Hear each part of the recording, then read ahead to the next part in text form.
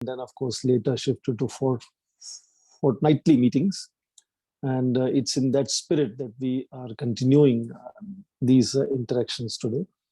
And in that sense, it's with great pleasure that we see that some of the people who used to join us are again with us. It's great to connect with all of you. Unlike our format that we had for the last 57 webinars, weekly and fortnightly, we today have 4 speakers.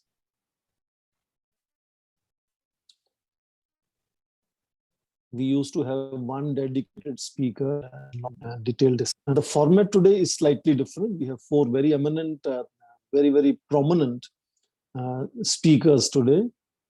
And some issue which is all over our psyche, because television screens are full of what is happening in Ukraine, which is obviously seen as the largest military operation or war, depending on what you wish to call it, in Europe since Second World War. In fact, Indian television is now calling it 2.5 World War 2.5. That means it's not yet World War III, but it's halfway there. Because Russia, as I understand today, has escalated by using hypersonic missile. And you know, hypersonic missile is the latest generation among the whole evolution of rocketry since 1920s onwards. And it is, as of now, indefensible. So in that sense, the enormous specter of violence that has gone on for 23 plus years now, plus days now, is going to not just impact Europe and European alignments, realignments, and architectures of security and development, but I think it's going to have a big impact around the world. And that is how you see we have very fortunately been able to invite 4 scholars who will be giving us their perspective from Europe to begin with, where the whole Europe is facing this Ukrainian crisis. But we are trying to keep it again very academic, as you know, always. So we are calling not a Ukraine crisis, as media is telling us. We are looking at as a European war. And how then has this influenced, will it influence the rest of the world? And then we have very, very prominent 3 great speakers representing perspectives from Northeast Asia, Southeast Asia, and South Asia. And therefore, I think I should stop talking first of all myself, so that we can give 10 to 12 minutes for each of the 4 speakers.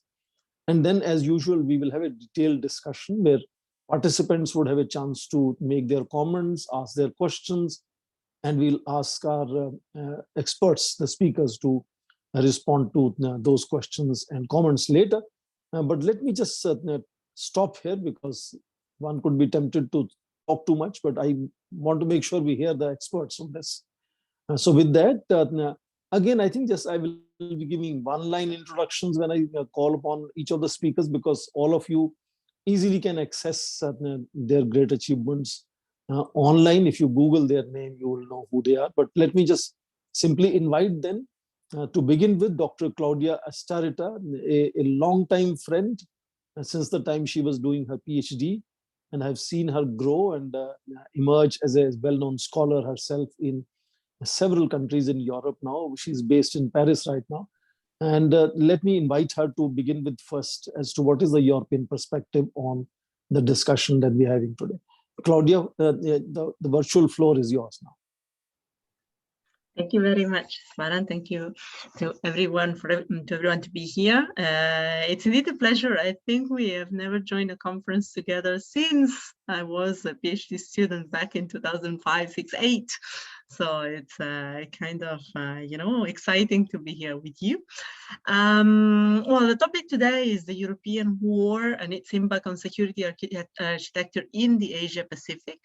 I have prepared 3 points, 3 perspectives, and they all represent, if you want, the way in which I see Europe looking at this war. So, of course, it's not only on Europe, because the consequences go beyond the region, but I think in Europe there has been a huge and deep reflection on what this new war, that is something that caught everyone by surprise, despite what we had been hearing, and despite the tensions that had characterized the relationship between Ukraine and Russia, even in 2021, but nobody was expecting, I think not only in Europe, that the military escalation would have gone so far. And as Swaran was reminding to us just a few seconds ago, it's even getting worse. So we don't really see the end. Now, what are the consequences for Europe? I think, well, first of all, what Europe is discussing today is that from now on, and if you want, the sanitary crisis was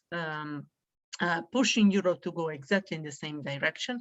Now Europe needs to focus more on internal security issues, traditional and non-traditional security issues. So what I expect is that maybe because of the tension on Ukraine and what is repeated every single day in Europe is that where, when, but more than that, where Putin will stop, because Ukraine is really inside the region. And so the fear is that, in fact, the war might expand and might touch other countries. And even if this won't happen, as I think that everybody hopes that this will not happen, there are discussions on defense and to what extent every single European country should focus and invest on strengthening internal defense to be ready to potential challenges. This has consequences, of course, that goes together with the consequences in terms of non-traditional security issues, and particularly migration, because Europe was already facing a huge, deep migration crisis. And of course, if the wars will continue, and it will, the crisis will be even more unmanageable by inside the region. So what I expect is that if this is the scenario, if these are the priority for Europe today, there might be less attention for whatever is happening outside Europe, because once again, the crisis is here. Europe is Europe, of course, but Europe is made of many countries, and coordination is not exactly something that is that can be seen as particularly successful over the last few years. Although I will come back to that. So one point could be more attention from Europe from now on internal, traditional and non-traditional security issues. At the same time, the crisis might push Europe to reconnect with the United States. However, this is dangerous, and this is where the debate is leading at the moment. So yes, we can, of course, try to reconnect with the United States. Europe recently had been trying, especially under Trump, but even now with Joe Biden, is trying to, let's say, find its own way with all the difficulties that are coming along, because once again, Europe is not one single government, but 27. So, but I think that reconnecting to the United States might be particularly dangerous for the security architecture of the Asia Pacific and the Indo Pacific. Why? Because Europe seemed to have understood that being more independent is safer for the world region. And being too close to the United States is not something that might pay always and on every scenario. Europe, how can I say that, looks like going into the direction of embracing multilateralism. Now, in Europe, we do have a deep debate and a very serious debate about the role that Europe might play in the Indo-Pacific. I have to say that in this context, I'm also kind of a fan of the idea of the Indo-Pacific, sorry, go there.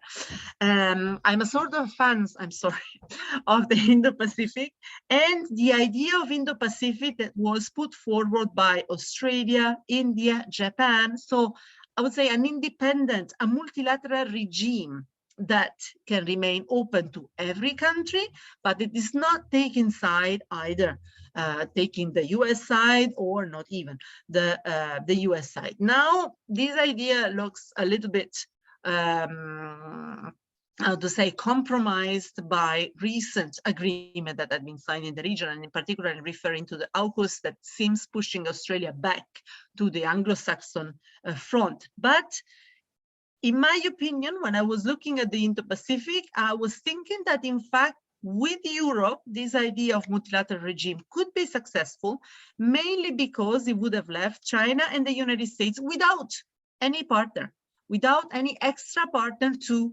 bandwagon with and then try to impose their own vision of the Indo-Pacific. So there was this chance, and this is in fact the direction that the debate of the Indo-Pacific is taking in Europe. There was this chance to create a multilateral regime that could remain independent and then could also give Europe a space to express its own perspective. Then there is another point that, in my opinion, is very important to understand what Europe will do in the future in terms of security arrangement. And it is related to what China will do. Because China standing along Russia and remaining very close to Russia, I don't think it's something that's going to happen. And I think China, because China has nothing to gain, not so much, I would say, as many things to lose. I think it's better to phrase it like that, from this war. And I think that China has proved, especially over the last few days, I don't know if you noticed yesterday that the news in China start changing the tone. They were less pro-Russia. They start showing, in fact, the crimes that Russia is committing and the attacks that Russia is doing in Ukraine and denouncing them, not at all, I would say defending the Russian posture, which is a huge change. And I think in China, nothing happens by coincidence. So in my opinion, this proves that China doesn't really want to confirm that the relationship with Russia has no limits and allowing them Putin to do whatever he wants, because China will always stand on his side.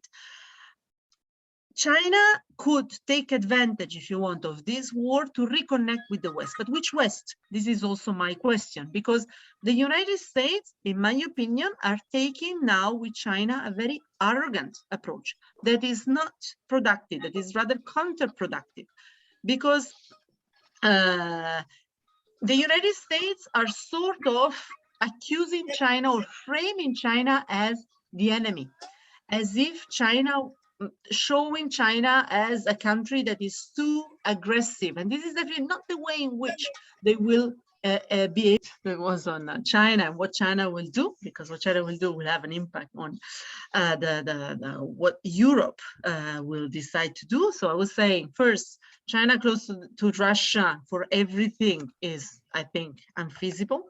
And China reopening to the West, it could be an option, but I don't think the United States at the moment are taking the right approach to really push China towards coordination, because I think they are too aggressive vis-a-vis China, and they really emphasize they talk to China as if China was the enemy, which in this case, I don't think there are many reasons for raising tension between the US and China that I'm not here to discuss. But in this case, I think if US wants to cooperate, want China support, they do need to change the way in which they address China. Another option would be China following its own way or going solo, in my opinion, is also unfeasible, because from different perspectives, China will continue to maintain a connection with Russia, but also with Ukraine and with the West. So China will never impose, I think, especially not at this stage, its own way to solve the tension. So I was thinking whether maybe Europe might have, once again, might play the role of mediator to create the condition for engaging China in a more, I would say, propositive way. Why? Well, on the one hand, because it would be good for everyone. As China needs to remain involved, China needs to maintain its own connection with the West, and the West too, because, and especially Europe, because I think that economically speaking, the European situation is less solid than the one of the US, and than the US claim to have. So Europe for sure needs to continue to cooperate with China at different levels. So this could open up new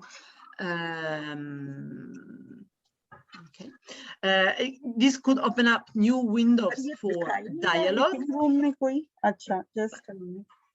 Sorry? Yeah. So, but at the same time, which is the major problem for Europe, is Europe ready to show a political will, a common one? Is Europe ready to act in a certain direction and orient a discourse and orient a negotiation? Now, until a few months ago, I would have said no, because Europe, unfortunately, is not showing to be able to have to speak and to talk with a common voice. But I have to say that Europeans themselves have been very surprised by the concerted reaction that Europe had vis-a-vis this war. So I wonder whether finally, I'm still kind of skeptical to see Europe playing a very active role in trying to mediate between the US and China and try once again to do its own interest, because it would be in its own interest in protecting, let's say, the current security architecture in Europe, and then remain capable of engaging in security architecture outside Europe. But it would require a lot of negotiation capacity from some European leader.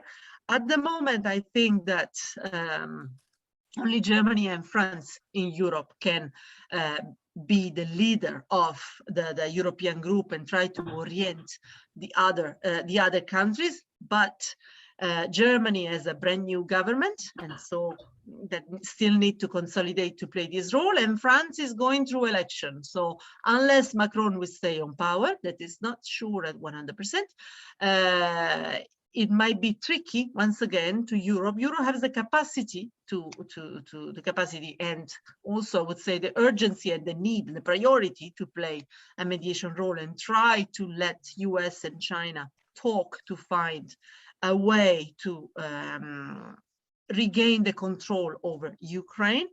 But I'm not sure whether Europe will be able to deliver from this perspective. And I will stop here, because with my speech and the interaction that we had, I think it's enough.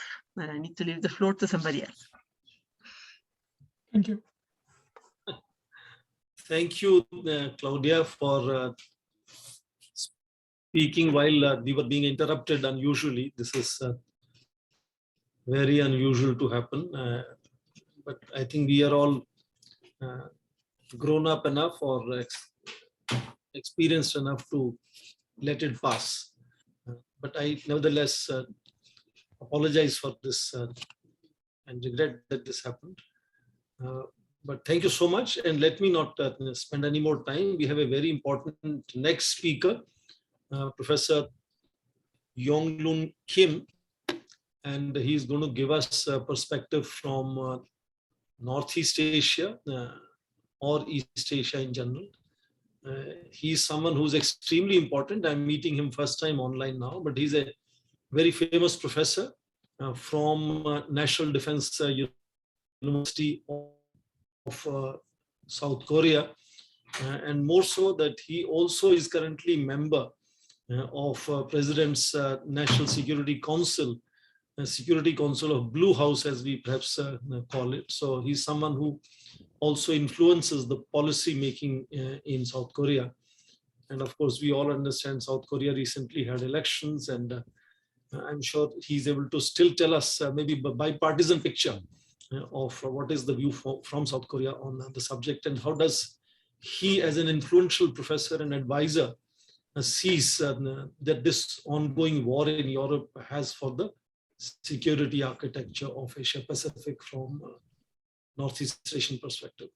Professor Kim, you could speak. You could begin now.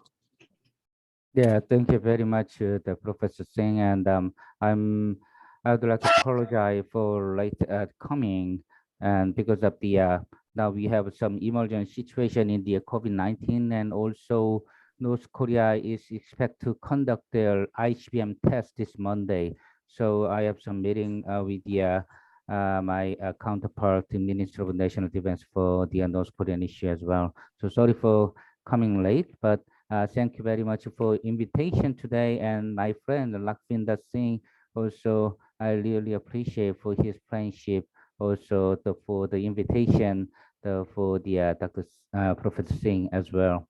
I'm visiting in India next month for Louisiana conference 2022, hosted by Indian Minister of Foreign Affairs. So I'll be there in New Delhi the middle of this April with the president of Korea National Defense University. I'm very looking forward to somebody who attended this meeting this April. And I'd like to give you my very short perspective on the Russian-Ukraine situation in the implication for Northeast Asian situation.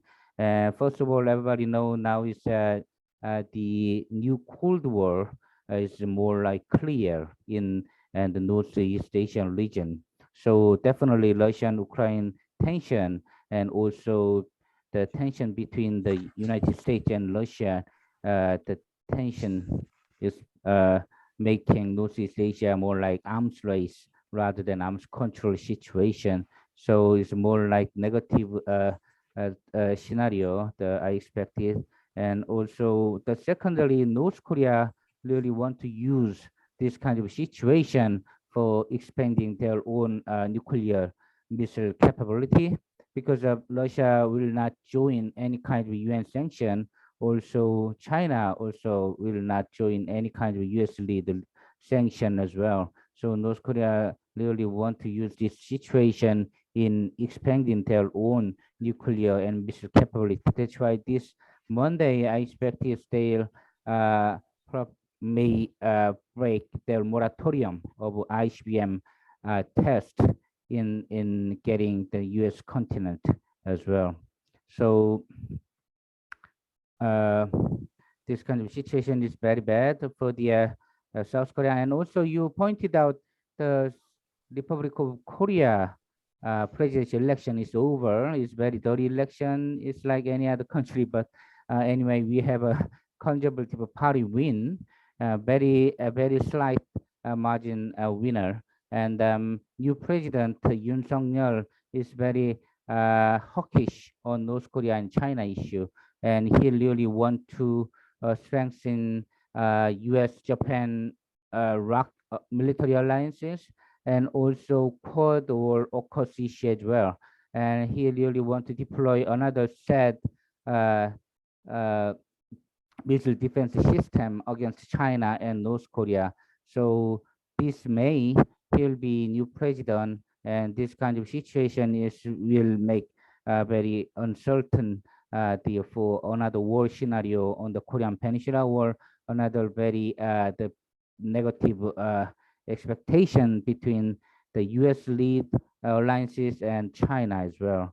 So I expect that this situation will next 5 years under the new ROC administration, and this new coming ROC administration want to make Japanese military also as a partner, and it's good for, I think it's a ROC Indo alliances on the China issue. But anyway, this kind of situation is now we face. And finally, I'll have a French embassy meeting this Tuesday on the French Indo-Pacific commander is coming Busan with his aircraft carrier.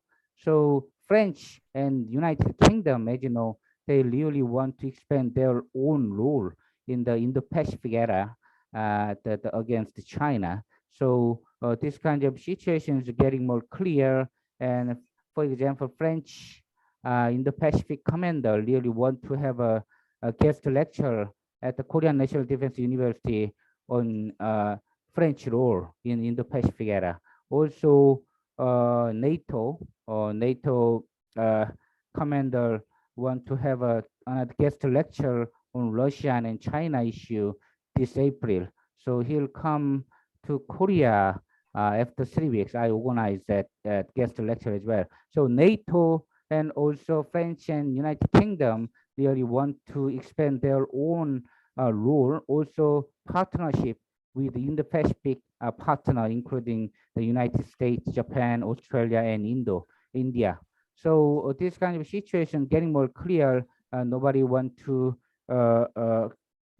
silence. So this coming new ROC president and Russian-Ukraine crisis situation is more like making clear new Cold War situation in the Northeast Asia.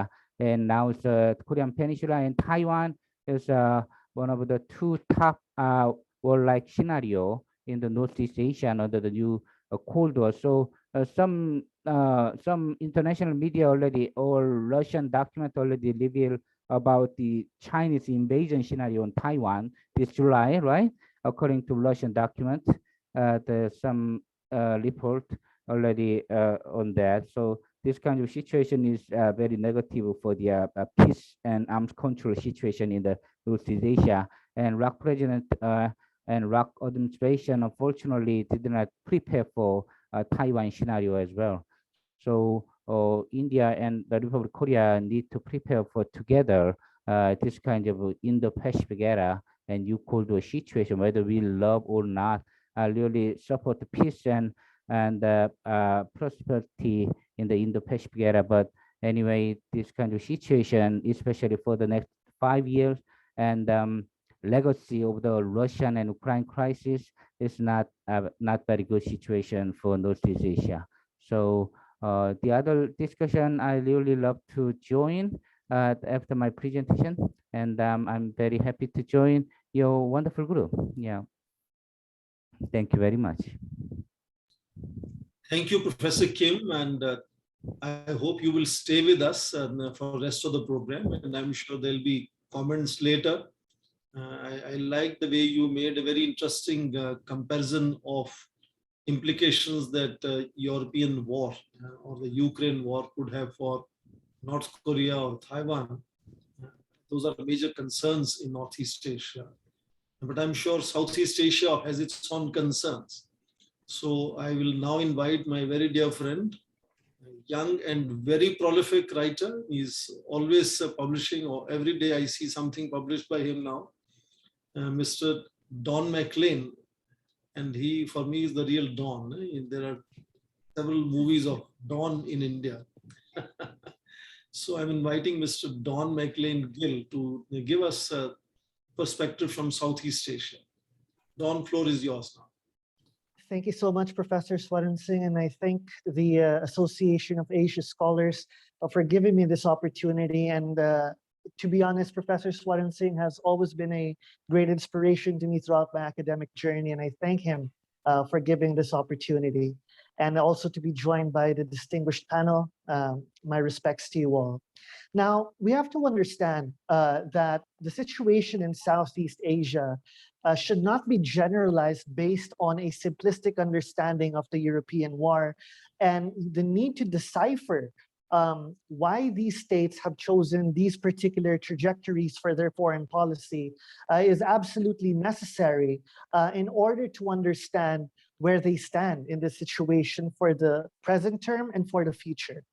Now, the Southeast Asian states are really divided between what I call the immediate and midterm concerns and the long-term concerns. Now, if you look into the immediate and midterm concerns, the most emphasis have been given to issues of fuel prices, energy crisis, the production and consumption levels, and of course, as I've mentioned, the rate of inflation and the worrying trend of development post-COVID recovery.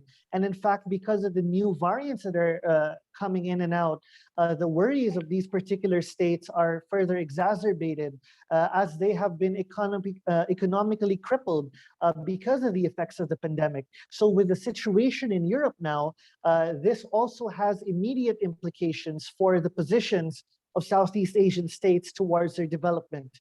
Now, if we look into the long term, of course, we can look at it from a strategic position where China's support for Russia and the latter's emphasis on Ukraine never having a traditional, genuine statehood is significantly worrisome over here in this part of the world, considering that China, a more powerful neighbor of the 10 Southeast Asian states, the factors that are involved in this particular dynamic provides a lot of worry for the states, considering that issues of territorial integrity, sovereignty, and sovereign rights are always on the edge, particularly on this perspective.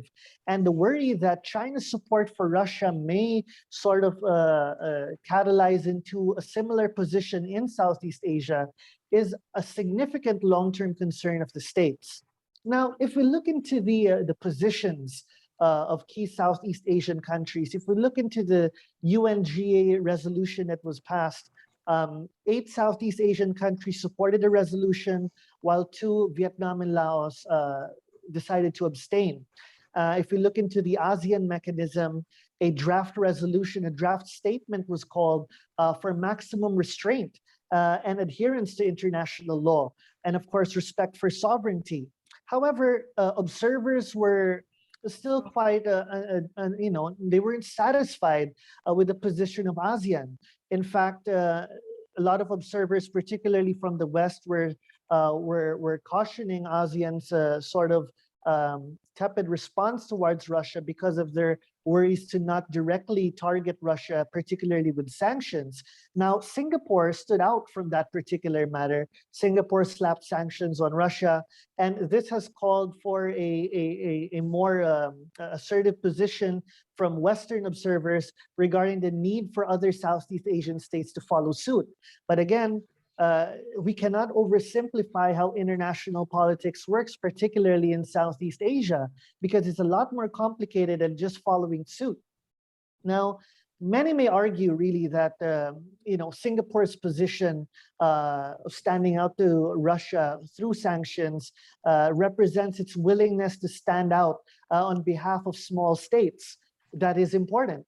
But another critical argument centers on, of course, its national strategic calculations based on geography, based on economy, and the long-term geopolitical, geo-economic trajectory in line with the national interest.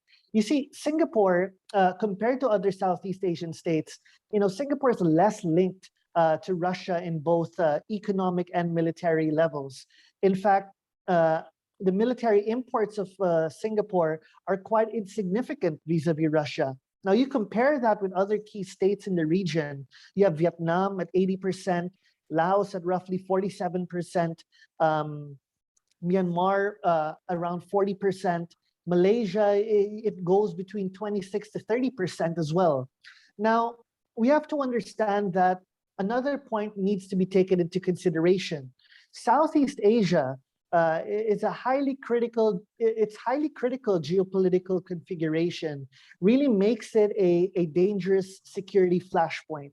Now, looking at Singapore, for example, other Southeast Asian states are more deeply entangled militarily with China, for better or for worse. If we look into the South China Sea, for example, issues of maritime boundaries continue to be in the peril. And this is significantly controversial for the claimants of the South China Sea. And this in itself does not give these states much room, much flexibility to sort of tread the path that Singapore is treading. Now, this does not mean that Southeast Asian countries are not sympathetic to what is happening in Europe. In fact, they have time and time and again emphasized the need for the respect of sovereignty, Ukraine's sovereignty, its territorial integrity, and the adherence to international law. However, we have to understand that in international politics, several factors need to be weighed in before states make decisions, as making decisions in the international arena is far more complicated than we can imagine. And if we say that, with the percentages that I've mentioned in arms, that, these states should right away look for an alternative and drop Russian military equipment, though it may seem idealistic, but this is like asking key Western European states or Eastern European states to completely cut off their interest for Russian oil and energy. Now, even Germany, for that matter, voiced out its concern that this may not be possible in the long run. Or in the short run, for that matter. So we have to deal with this beyond simplifying the approaches of Southeast Asian states. Now, if we look into the situation of Cambodia and Laos, we have to understand that these two states are falling deeper in China's orbit, in China's sphere of influence. So then we can see the level of political pressure that may be applied on them, not to blatantly reject or not to blatantly and explicitly call out Russia for its activities. Because of course, China's designs in Southeast Asia are also historically driven. The 9-dash line, for example, the whole perspective of the Middle Kingdom comes into foray. And these countries supporting the opposite narrative would be at the peril of China as well. More of a pushback, as we have seen, for example, the 2016 arbitration ruling is still a significant thorn in the path of China, and especially for forging a code of conduct agreement, as many of the states want this to be incorporated. So these are the political pressures that can amount to such positions by these Southeast Asian states. Now, going against Russia explicitly will serve as a challenge again to China's claims in the South China Sea. So as we can see, those countries that are falling deeper into China's sphere of influence would be restrained to look into the situation from that point of view. So we have to take that into consideration as well.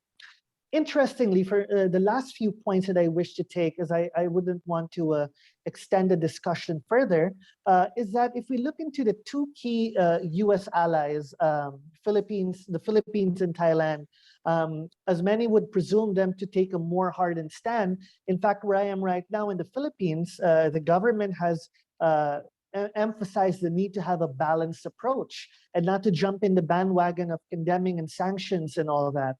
In fact, the Philippines would still resume with its purchase of Russian helicopters, for that matter.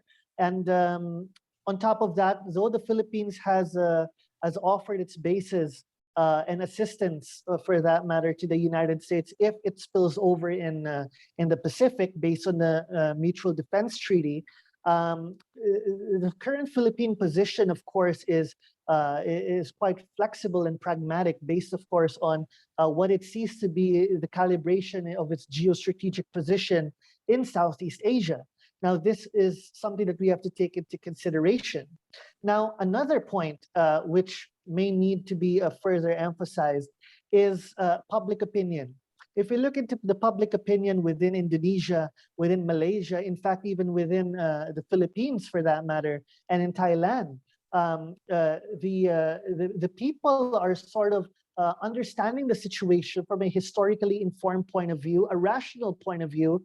We can see that they're not quick to particularly draw the line between good and evil. Though the thousands of people who have lost their lives, the millions being displaced, there is no justification for that. But many here agree in this region that the conflict could have been averted. Now that the negotiations are underway, even President Zelensky has emphasized on the need of negotiations, knowing that its position in NATO would be considerably constrained. And despite requesting again and again for a no-flight zone, NATO would not want to risk a nuclear escalation with Russia. Even Ukraine is pragmatic enough to understand the relevance of negotiations and peaceful talks to iron out the security concerns, knowing that this is not just an outcome of recent geopolitical shifts, but has been taking place for the past few years. And this pragmatism can also be seen within the public opinion in Southeast Asian states. And for that particular matter, we have to look into the third option, the last option, why these states do not wish to sort of explicitly provide an aggressive take on Russia, is because particularly among the key claimant states and those that are bearing the wrath of China's assertion, territorially speaking, militarily speaking, they feel that Russia may potentially come in handy as an option of last resort for key Southeast Asian states at a time when China's assertiveness goes beyond expectations. And though the United States considers itself to be the major security provider in the region, many are aware that it's also necessary to have someone who is sort of amiable with China on that side, considering that the US position might be more confrontational, Russia's ability to engage with China on a less confrontational level is something that these states are equating in their strategic calculus. So these are the things that we have to take into consideration when we look into the position of key Southeast Asian states. Now, I wish to stop there just to give a brief overview of the discussion, and I'd be happy to engage on the question and answer if possible. Thank you so much. Thank you, Mr. Gill. And I think I was not wrong when I said he's so prolific. He's, almost into every detail of how multiple voices from different countries in Southeast Asia are reacting and responding to this tectonic change in that sense which we are witnessing. We will come to comments, questions later, but now I have to invite the fourth and last speaker of today. And I will not be doing justice if I don't acknowledge that he actually is the author of today's idea of holding this kind of discussion. Professor Lakhvinder Singh had suggested to me that we need to do not just one academic detailed discussion, but let's have 4 speakers respectively, giving their regional perspectives, connecting as to what is happening, not just Ukraine, but as a European war, and link it to much of Asia. And we were able to bring in scholars to speak on Northeast Asia, Southeast Asia. And I requested Professor Lakhvinder Singh to Thank you, take sir, care of for accepting my. Can you hear me? So just give me a second. I also need to say some good words about you being a PhD from my university. In fact, Professor Lakhvinder Singh has done 2 PhDs. And first one, his PhD is from Jawaharlal Nehru University. And then he went to Korea and wanted to teach us a lesson as to how difficult Koreans find to pronounce Jawaharlal Nehru University. So his PhD is from a university in Seoul, and I cannot pronounce the name. It's as difficult as Jawaharlal Nehru for my Korean friends, I assume. He's also currently director of the Peace Program at the Asia Institute in Seoul. But my favorite is that he is a founder of the Gandhian cultural community in Korea, and he's been popularizing Gandhi and Gandhian philosophy in Korea. He is holding India's flag in Korea, and I assume Korean flag for India in India. It's a great pleasure to invite Professor Lakhvinder Singh to give a South Asian perspective on this whole issue. And then we will open it up for discussion. And I look forward to people making comments on the floor. Lakhvinder, the floor is yours now. Thank you, sir. Thank you for the detailed introduction. I'm so happy to have your kind words for me. And thank you very much for accepting my request to organize such a great event. It's much more successful than I was expecting. So I'm so happy. I think my previous speakers have already said, but what was needed to be said. I have a little bit a different perspective on the situation. So I'll try to give my personal perspective. It's not Indian perspective, but my personal perspective. I'll try to see how I look at the war. From sitting at Korea, Indian looking at Korea, sitting at in Korea. How look. Currently what is happening is that a very interesting debate is happening in the region. Some people are trying to spin that this war will play as important role as a Korean war. After the, in the World War II, after the World War, this USA was in big trouble in the region. He was finding very difficult to put in place the containment strategy to contain USA. So USA was in very bad shape.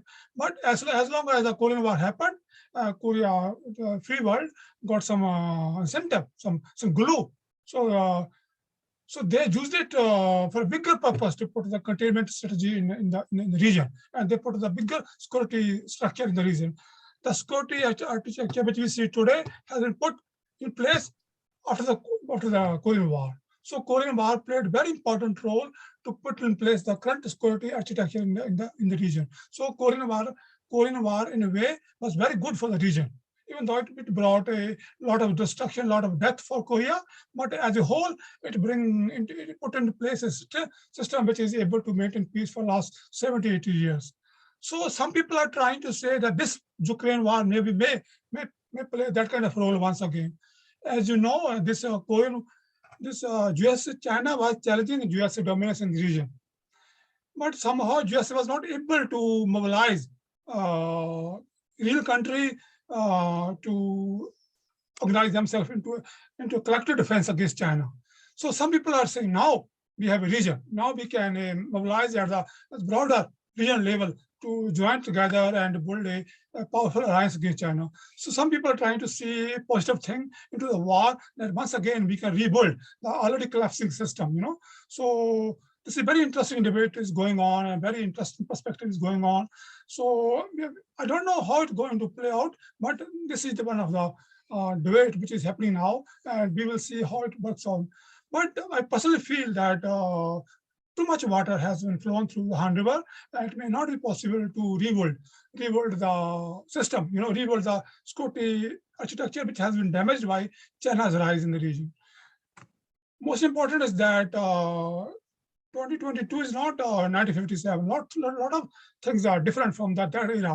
Now China is too powerful, and regional economies are too much integrated into the Chinese economic system, and China's military is too strong. Earlier, when 1947 was happening, China was too big. Chinese economy was too big, so it was easy to lure countries like Korea, Japan, Southeast Asia, Philippines into American economic system. But now it will be very difficult to decouple real economy from the region, from China, and to take them back to USA. So all the hopes that Ukraine war may provide some glue to rebuild the system may be very difficult. I think damage has been done, and it will be not so easy to rebuild the system. But still, I think perspective is being put in place that maybe we can, reorganize our collapsing system. But I think it may be not so easy. I think there are 4 possible ways in which is going to hurt the ongoing war. One is as you may remember, during the early crisis in Ukraine in 2014, as soon as the Ukraine crisis happened, US attention was diverted from the South China Sea. China immediately sent a grand flotilla of 80 ships to Vietnam waters and started drinking oil. So I think the same thing will happen now, that China will push again into South China Sea much more aggressively. So I think China will not let this opportunity go. As I said in a recent article, that we have to be very, very careful and aware of the situation, that opening which has been created for China during this war may not go just like this. So Chinese expansion, Chinese aggression in South China Sea may increase much more than earlier before. Number 2, the point which I want to raise is the North Korea's nuclear program. As you know, the Ukraine was persuaded to give up its nuclear weapon by the nuclear guarantee of UK, USA, and Russia. So it was a negotiated denuclearization. So now, but everyone know what happened after denuclearization happened. That Russia attacked Ukraine. So now, how can we persuade North Korea to give up its nuclear weapon? I think Ukraine war will have a very negative effect on the denuclearization process of North Korea. I think now North Korea will never agree for a peaceful denuclearization of Korea, because North Korea has learned a very important lesson, that this kind of so-called international peace guarantees, security guarantee has no meaning. So I think we are going to have a very, very tough situation, and North Korea is going to, as Professor Kim said, North Korea is going to test more and more nuclear weapons, more and more dangerous nuclear missiles, and balance of power is going to shift in favor of China. So I think again, the security architecture which was set up by USA is going to be eroded. It's not going to regain its strength. On the other side, I feel it will weaken as the day go on.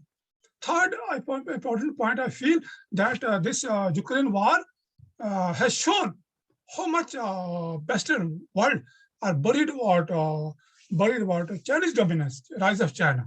I think all the hatred is coming to China, even though it's war against Russia, but more and more articles are coming. How to contain China? How to contain China? I think it will this so hatred against China will push China and Russia together. I think the emerging alliance between Russia and China will be strengthened more and more, and this alliance will have very serious security implications for the region. I think it will create a serious balance of forces, imbalance in the region, and regional countries like Korea, Japan, and the Philippines will be seriously worried. As you know, many countries in the region have a serious territorial dispute with Japan, so with China as well as Russia. So if these two countries, Russia and China, joined militarily and started to impose their joint bill on a bigger country like Korea, Japan, and other countries, it will be a very serious situation. Again, US-led security order will be damaged. And most important is that another consequence of this war could be, I think, is Japan. Japan, as you know, in 2014, when Ukraine crisis happened, and Japan was not happy with the response from USA, it immediately started talking about amending the constitution. Nationalism was amending the constitution and increasing the role of its defense forces. I think now USA power has been tested. US's ability to contain Russia has been tested. I think USA, China may not solely dependent on US security system. I think as the day goes by, nationalism in Japan will increase more and more, and defense forces of Japan will be spending more and more resources on weaponization of forces. I think the arms race is going to start between South Korea and Japan, because I think Japanese people's sole dependence on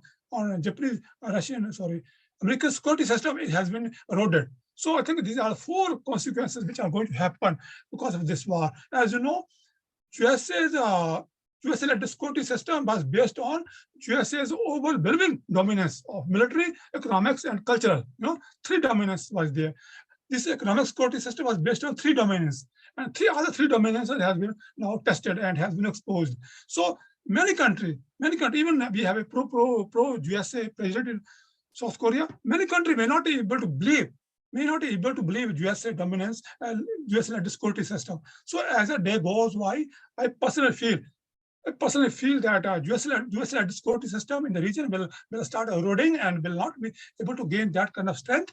And for that, here, as I suggested in my recent article in Asia Times, time has come for India and Korea to start rebuilding our bilateral cooperation. We should try less on US-led security system and build our own security alliances. So that is why me and Professor came. We have published many papers together. We have joined many debates together. So me and Professor came out trying to promote the idea that time has come when we should rebuild our own bilateral defense mechanism.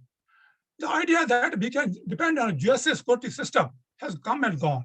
US will never be able to establish that kind of overwhelming dominant system in the region. Now, time has come when US's dominance has been challenged and has eroded, and we have to rebuild our own bilateral cooperation. So our Japanese prime minister is in India. Now we should have a trilateral cooperation between South Korea, Japan, and India.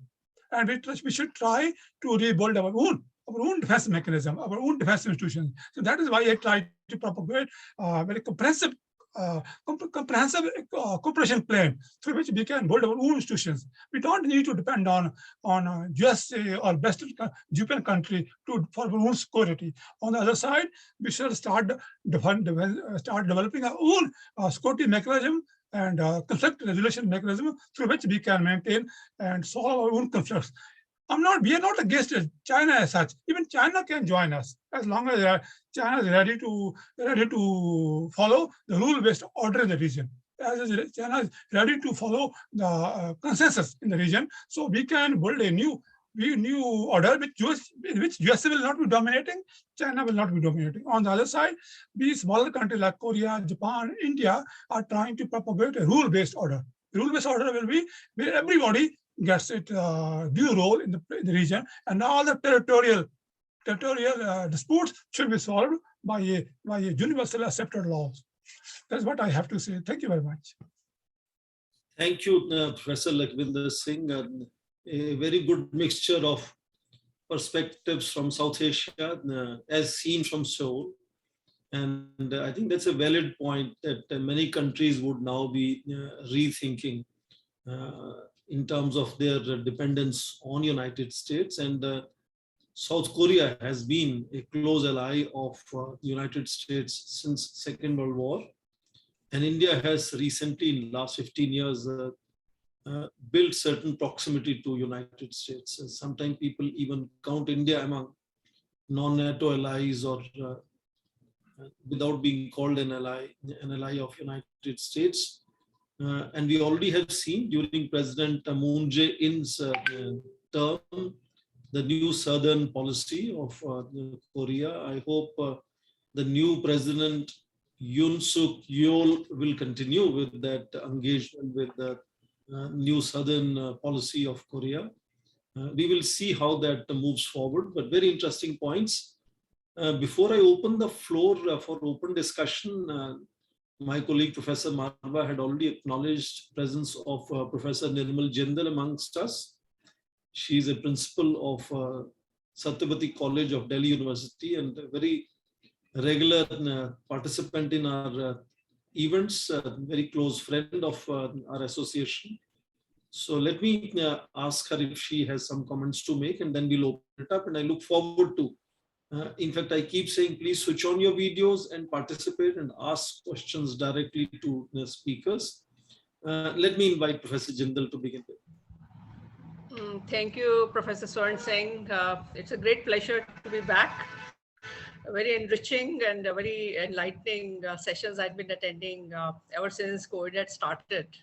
I think you are doing a great service to all the scholars and the academic community by holding these kind of webinars. So there was a long gap, but I really thoroughly enjoyed today's session. All the four speakers have given divergent perspectives, and it gives a holistic picture of the security architecture in the region.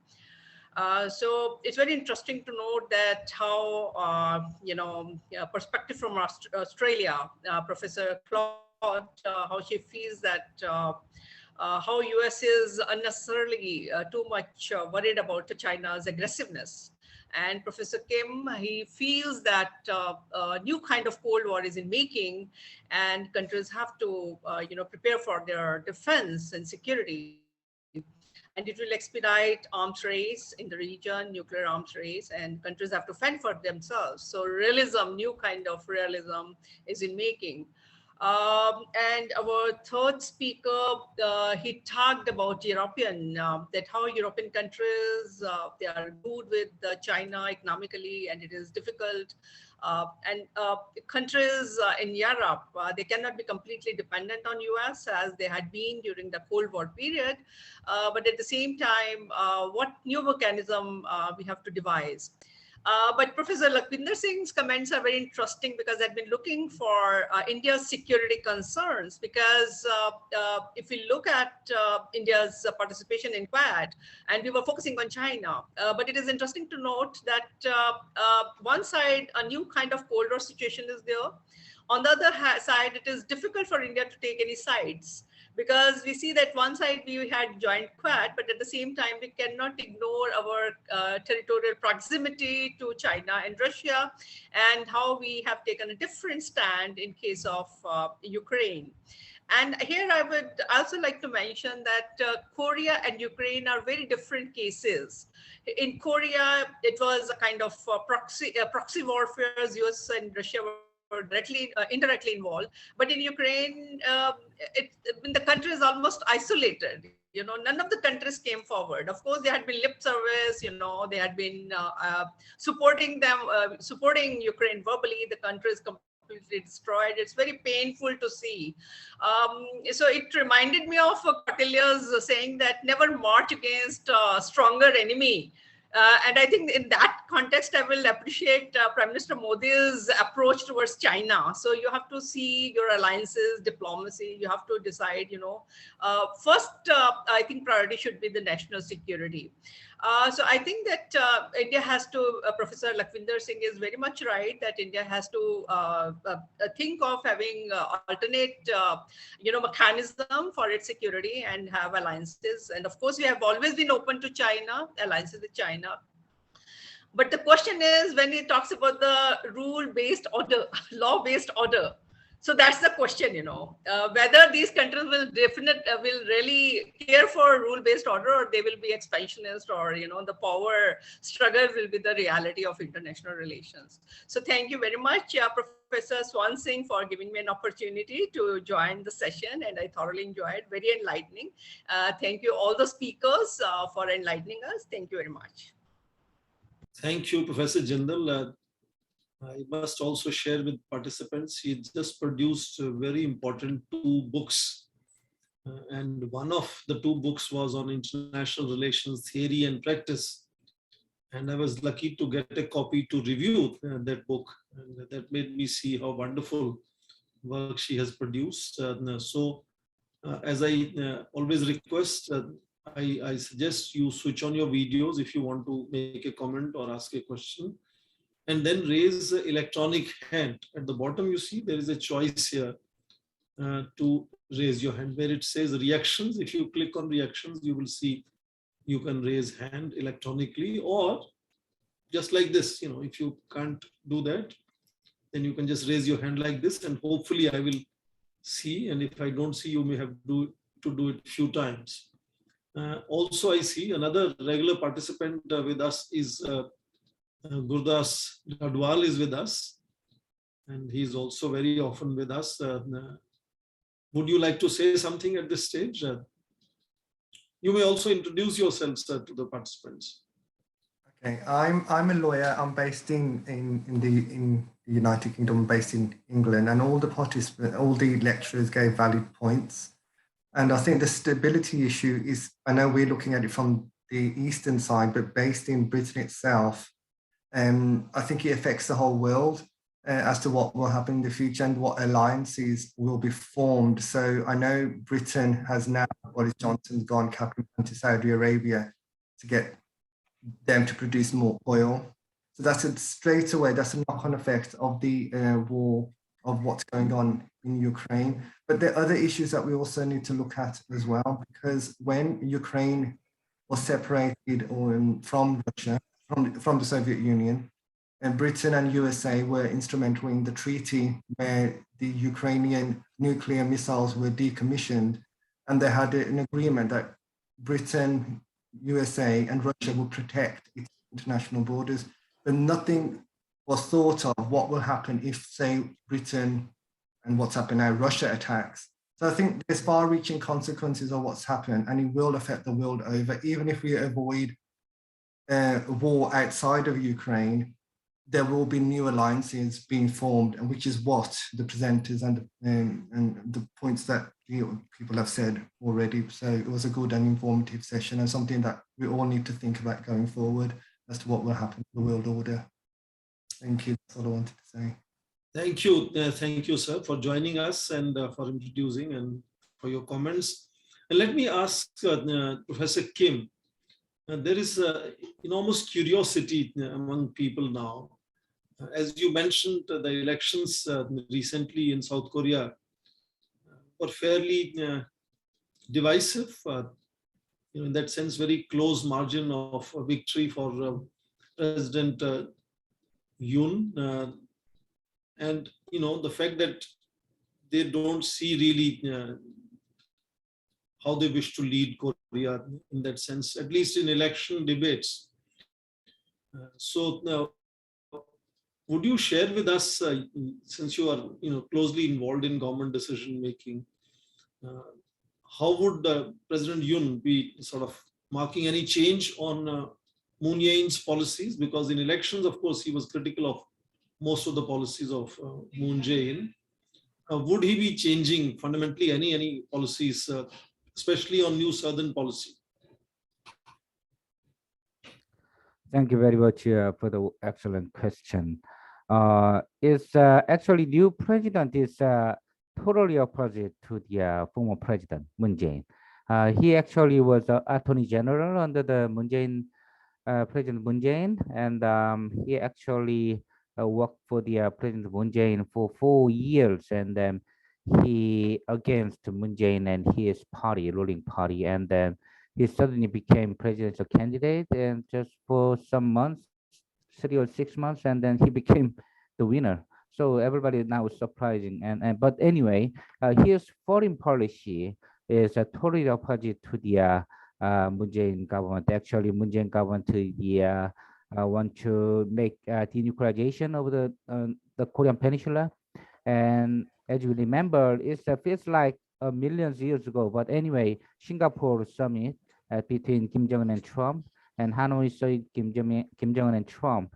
It was the effort by Moon Jae-in government, but it was failed anyway. But now is new president Yoon Suk-yeol is similar to the former conservative government like Lee Myung-bak and Park Geun-hye government is actually really hawkish, and they don't believe that North Korea will never give up their nuclear weapons, and North Korea is totally side of China and etc. So they really want to strengthening bloc U.S.-Japan alliances against China and North Korea, and they also want to believe if it's necessary, they really want to have their own nuclear weapons, or the introduction of tactical nuclear weapons from the U.S. if it's possible, for example. And also they really consider about preemptive strike on North Korea as a defensive action. So it's totally different. And on New Southern policy, actually, origin of the New Southern policy of the Moon Jae-in government is actually on China issue, because as you remember, when we introduced the THAAD is a kind of U.S. military defense system into South Korea. Actually, it was decided by U.S. military, not South Korea government. Anyway, China strongly reaction against South Korea, and they don't want to buy any kind of Korean product in China. And Lotte Group, all the other things are very got negative reaction from China. So at that time, both government, the liberal and conservative Korean government, really want to decrease economic dependency on China. So they, Moon Jae-in government to start a new Southern policy who try to decrease economic dependency of South Korea on China. It's like any other country, neighboring country near China. So they try to get Southeast Asia as a new partnership for economic with South Korea, but the outcome is not very successful because it need a time anyway, and Southeast Asia also need a political stability. But Myanmar or the other countries has some problem anyway. So I hope President Moon Suk-yeol continue this one, but anyway, President Moon Suk-yeol doesn't believe anything President Moon Jae-in did. So it's a natural thing. But President Moon Jae and Yoon Suk-yeol really want to more focusing on Japan and the U.S. Traditional partnership. But I believe both Yoon Suk-yeol and Moon Jae-in believe India is a very strong partner of the Republic of Korea. But anyway, on southern policy, this is very uncertain whether Yoon Suk-yeol can continue or not. But we expected each way some kind of tension will increase under the Yoon Suk-yeol government between China and South Korea. Also, U.S. is very happy to have a kind of Japan rock U.S. military alliances in this region. Why not? So this kind of situation is coming for the next 5 years, and North Korea already gave up any kind of relationship with South Korea. That's why now is just some hours away to see another nuclear test and another ICBM test conducted by North Korea in this 5 years. So as you remember, 2017, North Korea conducted the 6th nuclear weapon test, and then everybody see another war on the Korean Peninsula. Actually, it was planning by the U.S. government, and they strategic bombing, air bombing already on the sky of Pyongyang.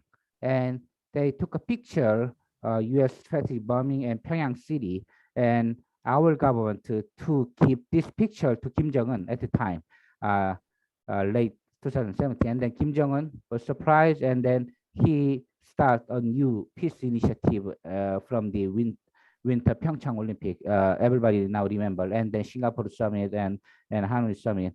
But now we don't know this country will be happen, and maybe we'll see another 2017 war-like scenario on the Korean Peninsula in this year, in next year. Nobody know, but I believe we have to do anything for peace and arms control on the Korean Peninsula. But anyway, this new president is very similar like the former conservative government. Thank you, Professor Kim. That's a very good explanation. Interesting also because as the world moves towards a de-ideologization, it seems the Korean politics is still quintessentially grounded between liberals and conservatives. So certain fundamental policy changes can be anticipated. Let me go to Professor Claudia Astarita now. And I think two questions that come to my mind, which would have a direct impact on what we're discussing today. One, that for almost 20 days of this Ukrainian crisis, Europeans were not able to come together to say that they will stop buying gas from Russia. And then in next 3 days, they suddenly decided not just that they will actually stop buying gas from Russia, but that they will stop buying and reach zero import before end of this year. Now, that is a puzzle that you can perhaps help us understand the sudden consensus emerging. And second question is about France emerging, and you are based in Paris now. France emerging as a next iconic country led by Emmanuel Macron here, who has been openly talking about Europeans should explore European security by Europeans, and therefore distance from United States over a period of time. And with Brexit, Britain, which was kind of traditional balancer of balance of power for last 2 centuries, 18th and 19th and part of 20th, is no longer kind of part of European Union. Now it is seeking to build global Britain, aligning more with United States now. So in that new alignment, which is visible in European, intra-European alignments, do you see France emerging as the leader? In some sense, it has its own personality right from de Gaulle times in that sense of asserting its autonomy. But now with this new alignment in Europe, do you see France leading a debate on reorganizing European security? Sorry, I asked you 2 questions, so you could really choose how you want to answer them. Claudia. Okay, no, I can be very short and can respond to both questions. Well, first of all, you said for 20 days it was not clear what Europe would have been able to do, but believe me, for European was incredible to see that in only 20 days, the European Union decided to react in some way that was coordinated, because here at the very beginning, there was, I think, not much trust in the fact that despite the escalation of tension and the starting of a war that was in the European region, Europe would have been able to react quickly and in a significant way, I would say. I mean, trying to have an impact. Now it's true. I mean, Europe is really showing that they want to maintain this very strong line. There is alignment between all European countries in this reaction, which is, I think, very positive. But the reason is, in my opinion, the fact that nobody knows and everybody is afraid that Putin will not stop. Because at the very beginning of the war, Putin made a direct reference to the Iron Curtain. And this was something that was emphasized over and over again in Europe. And the fear is that, in fact, we might go back to the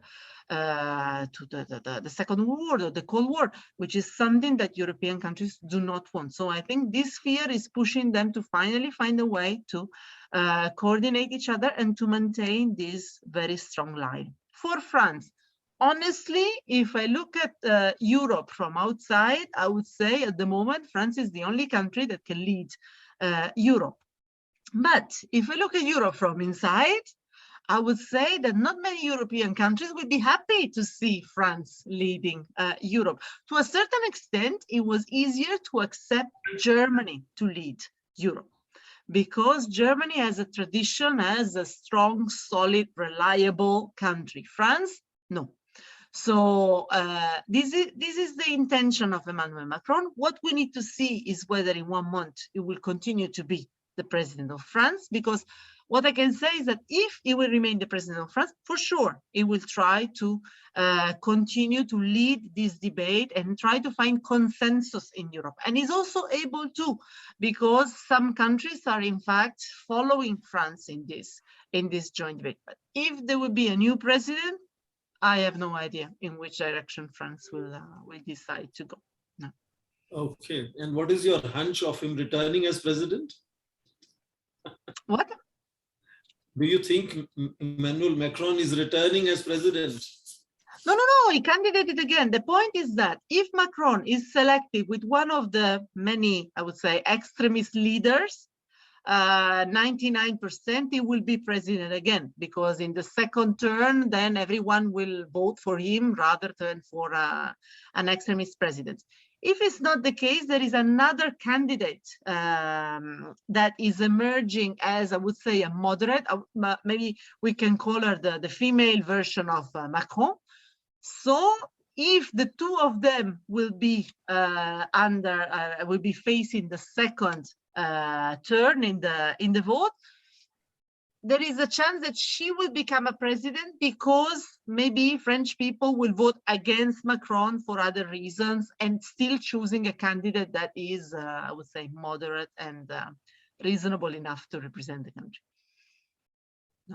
Thank you. Let me invite Professor Reena Marwa to maybe intervene at this stage and say a few words. Thank you, Professor Singh, and absolutely delighted to hear our four speakers, and of course, Professor Singh moderating it so well. Thank you for bringing different perspectives. And my question really is also to Professor Gill, because we are, celebrating 30 years of India-ASEAN relations, and we are really trying to connect East with Japan, with South Korea in a big way. And this is a very, very important year for us, also 50 years of India-Vietnam diplomatic relations, and next year, India-South Korea. So what is the view on the way India is moving ahead with Russia, helping it with the rupee-ruble transactions, and also getting energy, getting oil at concessional rates, and in that sense, reducing the impact of these sanctions in some way. Of course, our history shows us, how India-Russia relations have been very, very strong, and we have depended on Russia, and that has been, sort of vilified, absolutely. But what is the perspective that is emerging, as far as India is concerned, and also given this situation in Southeast Asia and different countries being divided, and yet the criticality of ASEAN and its centrality. So how is this going to be impacted? So, actually 2 questions, yeah. Thank you. Okay. Thank you so much. Oh, yes, sir. Yeah, please go ahead. Okay. Thank you so much, Professor, for that question. And in fact, it is absolutely crucial to have such a question of that extent. Now, we can see that there were initial observers that sort of predicted that because of India's level of strategic autonomy vis-a-vis Russia and the United States, that key ASEAN members, key Southeast Asian states would not be receptive to that particular perspective of India. And it may cause problems for India's Act East policy. But from what we can see here is that we can see that not only do Southeast Asian states understand the position, but they are also addressing the position amongst themselves in a mature, historically informed, and rational perspective. Now, India's position really represents a formidable, formidable line, particularly something that key Asian countries will be able to understand. Now, because of the ambivalence throughout Asia, not only Asia, throughout Latin America and Africa for that matter, regarding the position of NATO, the United States, on the issue in Ukraine. The Gulf countries, for that matter, are also showing ambivalence. Other key members in Asia are also showing ambivalence. So there is a common understanding that the need for pragmatism is necessary in this particular point in time, and that there is no need to add further, more fuel to the fire, so to speak. As we can see, the implications of the situation, the ongoing situation, is global. And that means that because of the asymmetric level of capabilities of each country, particularly in Southeast Asia, in line with your question, Professor, we can see that these countries also do not wish to take aggressive, assertive steps. And in fact, what India is doing is not, as many would say, serves as a particular, serves as a meek neutrality vis-a-vis the situation. In fact, we can see that India is being pragmatic and proactive in this particular setting. And this is something that is also echoed among Southeast Asian countries. The president of the Philippines, for that matter, also echoed a particular perspective for the need to initiate discussions and negotiations between the parties involved. And of course, when it comes to the oil, for that matter, energy security, we have to understand that the national interest would always be something of primary importance to all states.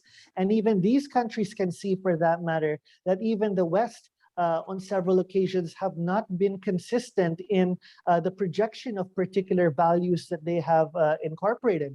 So this is something that mature states understand, that due to the national interest, certain steps must be made.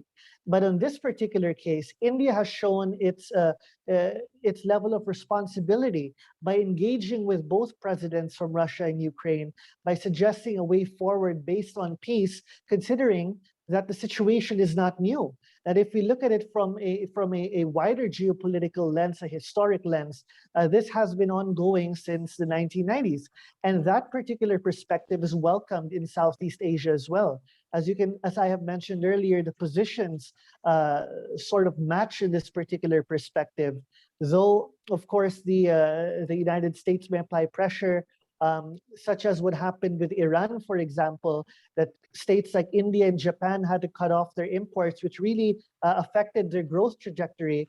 I feel that because of the entrance of a multipolar world, decisions would be more cautious, particularly among the great powers and the emerging powers. So these dynamics really incorporated the decisions of India, Southeast Asian states, and that really shows the level of convergence between them, though it may not be promoted globally or by key observers.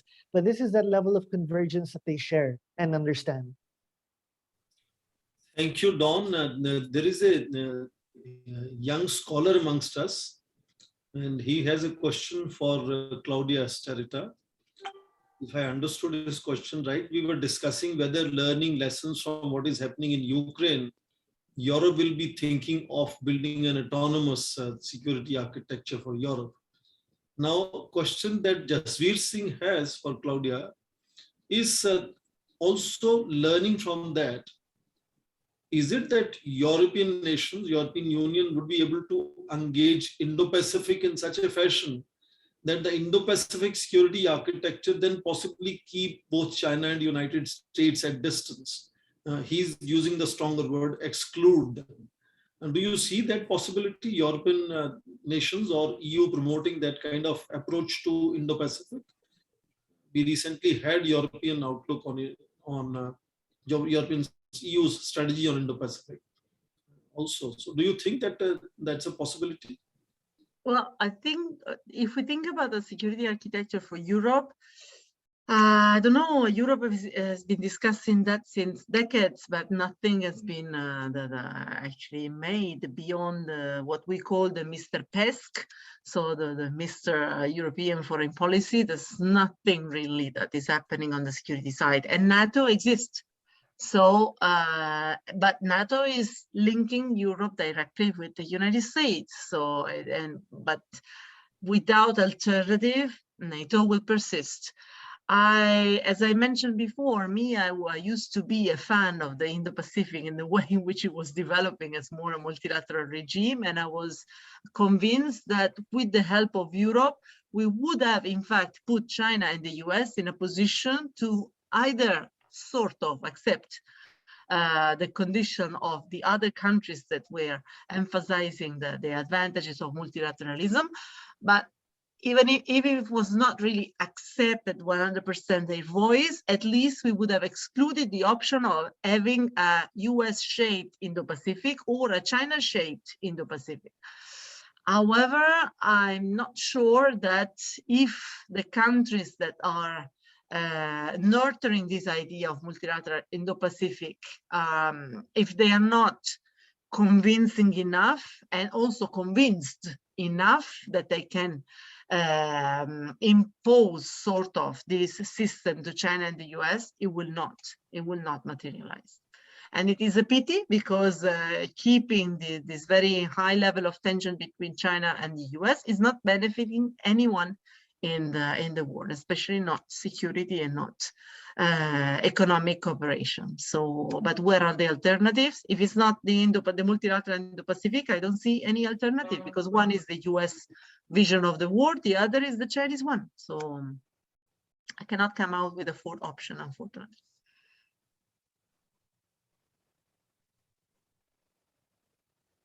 I think Professor Swaran Singh is talking, but we cannot hear you. Yeah, can you hear me? Yes, I can. I'm sure you can hear me and you can see me. You're here now. Yeah. Thank you. I'm only in Jaipur, and I'm behaving like as if I've gone to Mars or Moon or some other planet. My internet and my devices are really working very, very funny. Before I forget, I wanted to mention to Professor Kim. He mentioned he's going to come to Delhi next month. We will be delighted in case he has time to spare to invite him to speak at my university. I'm sure Professor Lakhvinder can help us connect between me and Professor Kim on that subject. But I have a question before move forward to Professor Lakhvinder Singh. I understand that, particularly listening Professor Kim saying that there's a possibility of focus now being on, the new President Yoon focusing more on United States, on Japan, on having a nationalistic, perhaps a little tougher policy on North Korea, and maybe also not so much attention on the new Southern policy. That's one. As to how do you think, South Korea is a major investor partner in India? Do you think that, India should do something to make sure that we can carry on the momentum that relationship has been built during President Moon Jae-in's time? But I have another question for Professor Lakhvinder before you answer. Second question I have is that on Ukraine crisis, something very interesting has happened, and I'm sure you noticed it. On most subjects, the big two countries of South Asia, India and Pakistan, don't really see eye to eye. But on this Ukraine crisis, it seems the policy or approach that Pakistan and India have had are almost identical. And therefore, do you see that there is kind of a Southern Asian, because you just heard Mr. Gill showcasing a whole range of internal divergences in Southeast Asia. And of course, South Asia is known for internal divergences. But on this particular issue of how to approach this kind of tectonic event that has happened in terms of Ukrainian crisis, do you see that South Asia is able to have one kind of perspective on how to approach this? That's it. These are my two questions to you. Yes, answering your first question about South Korea's new president's approach towards India. As I said in my recent article in the published in India media, I see a lot of new possibilities being generated by the new president. The very fact he's trying to move away from China itself create a lot of opportunity. Because the moment he try to move away from China, he will need new investor, new economic opportunity. And that will force him to involve and engage with India more and more. So I don't think any other Asian country in Southeast Asia can replace China. Only potential country is India. So I think the more he moves away from China, the more he has to get close to India. So this is quite a logical thing. That's why I was very optimistic when I was trying to put forward my case that time for India stronger India-Korea partnership has come. My recent real worry is about our own foreign policy establishment. As you know, we in India are not seriously taking Korea seriously. We make a lot of advices, a lot of agreements, a lot of MOU signed, and a lot of foreign policy visitors are coming to Korea, but nothing concrete come out of it. So our understanding as well as our interest in Korea is just lip service. And that is what I was trying to tell Indian foreign policy establishment in my article. Time has come to avail all the opportunity available through the June presidency. I think if we properly try to understand or able to understand a very big possibility of our defense cooperation and defense investment cooperation. Korea is full of Korea's defense industry is moving very fast. And it's growing very fast. So there's a lot of potential cooperation between India and Korea on defense cooperation. So not only this defense cooperation, but also in electronics, in other areas, it's huge potential. Because if US Korea try to move away from China, he has to find market for almost everything. So potential is very high. But my real worry is our diplomats. Their understanding about Korea is very little. And they do, because of their narrow understanding and their limited understanding, sometimes they do more damage. I'm sorry to say like this, but sometimes they do merit. That's why they are not able to understand, or they are not able to work with us scholars, because we are working with the scholars day to day, but diplomats just live in their embassy. So there's a huge gap. What kind of policy initiative should be taken? But these are being promoted by us. The professor came, me. If you read our articles, we are giving a detailed proposals. What should be done to promote Indian cooperation? But they don't reach up to the diplomat level because their understanding of the situation, ground situation in the region, in the country, in the peninsula is very limited. So that is why the gap is coming. Gap is coming between what is being proposed by scholars working on India-Korea cooperation, but what is being received by our diplomats. So that is what my worries are. Second question, your question is very good. You can say coincidence, or you can say a strategic decision. For the first time, Pakistan and India are on the same side. So, as you know, Russia was for some time, for last few years, was getting closer to Pakistan because of China. So and naturally we have a very good relationship with Russia. So naturally, it's a kind of tectonic shift. So possibility is there that kind of with the decline of USA, that China, Pakistan, and Russia, and India are trying to forge a new kind of partnership. So many people are not ready to accept it.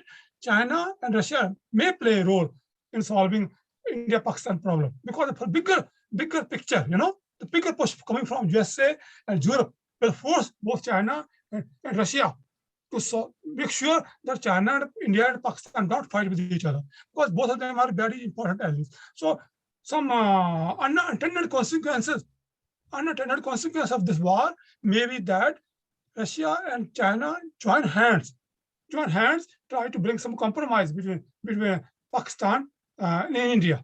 So because Pakistan is a very important player for Pakistan, for China, and India is a very important player for Russia. So, and if they fight with each other, both countries, Russia as well as China, is very big trouble. So, but now because situations like this, that unintended consequences means that a kind of a stronger partnership may emerge out of this war. That China, Pakistan, Russia, India are on the same page or the same side, and they try to solve their problem, and through which we may solve our Kashmir crisis, Kashmir problem. So I'm very positive, even though it's not intended, but strategic force, has its own wings, they fly with their own force. So it may, who knows that Russia and China become more active in bringing India. Already many times when the meeting happens, Shanghai Cooperation, these countries make sure that Chinese and Indian and Pakistan leaders talk to each other, separately. They try to make sure that they get closer to each other. They have some bomb exchanges with each other. So who knows? So something may happen because Europe is pushing China and Russia together, and we are close friend of Russia. China is close friend of. So we cannot be enemy with each other anymore. We simply cannot have a hostile relationship with each other when our partners are very close friends with each other. Do you understand? So this kind of a new situation is emerging. So I am very hopeful that peace may restore between Pakistan and India. Thank you. Thank you so much. And let me now invite all the four speakers, just 1 minute each, if they want to say something in terms of their concluding remarks. To begin with, Claudia, you want to say something as your closing remarks in a minute? Yeah, I have an extra guest again. Now, what I think is that 2 points. First, Europe really needs to reflect on what they want to do. If they want to have an impact in any war dynamics, now is the time to show that they have the capacity and the will to do that. From another perspective, I think once again, what will happen will depend on the way in which China will decide to act. So, in my opinion, keeping the corridor of discussion and confrontation with China open is essential. But once again, we need to understand whether there is the will and the capacity to do that, and to what extent the anti-China attitude that the US are nurturing at the moment will impact on the capacity of Europe to explore this opportunity. That's it. And thank you very much for having me today. Thank you, Claudia. Let me invite Professor Kim. You wish to make concluding remarks in a minute. Thank you very much for organizing this wonderful seminar. Especially we had some difficulty on hacking, but anyway, this is a very important friendship among worldwide friends, including Claudia and her lovely daughter, and Dawn as well.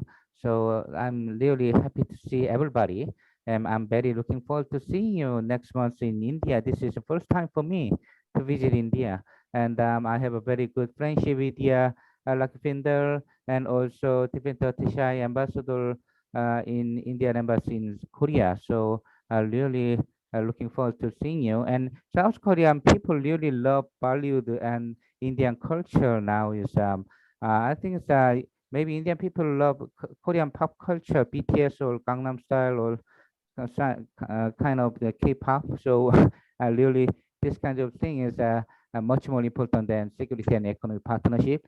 Cultural amity and friendship is important. So I really want to join this kind of friendship group. I'm really appreciate for inviting this group. Thank you. Thank you, Professor Kim. When you visit Delhi, you will see our youngsters are now crazy for K-pop. It's becoming very important, so much so some of our young students are trying to go and study in Korea. And because, this pop culture has really made them so conscious and aware of Korea. Let me invite Dawn. You want to say something as your concluding remarks in a minute? Thank you so much, Professor, and again for the invitation to this fantastic discussion with my respected co-panelists. And this particular arrangement, these discussions, I cannot emphasize how important these are to be able to provide an objective, balanced narrative amid, of course, the clash of narrative and disinformation and information across the field. So this, I truly commend the endeavor to have these sort of arrangements, and of course, more power to the Association of Asia Scholars, and of course, allowing more voices to be heard on key issues. Thank you again. Thank you, Don, for joining today. And also thanks to Claudia and Professor Kim. As I invite Professor Lakhvinder Singh to make his concluding remarks, I will also ask him to propose vote of thanks after he's made his concluding remarks. As I said, this was his idea, so I'm asking him to propose vote of thanks at end of the discussion today. Thank you very much. I think, my last remarks will be, India should keep a close eye what is happening in the Asia Pacific. Any erosion in the US-led security order in the region will hurt India's interest very seriously.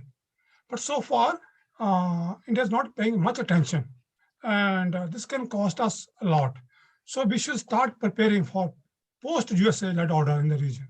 For that, we should start building closer alliance with Korea and Japan. As you said in the recent article in Asia Times, it was very well written and well timed article.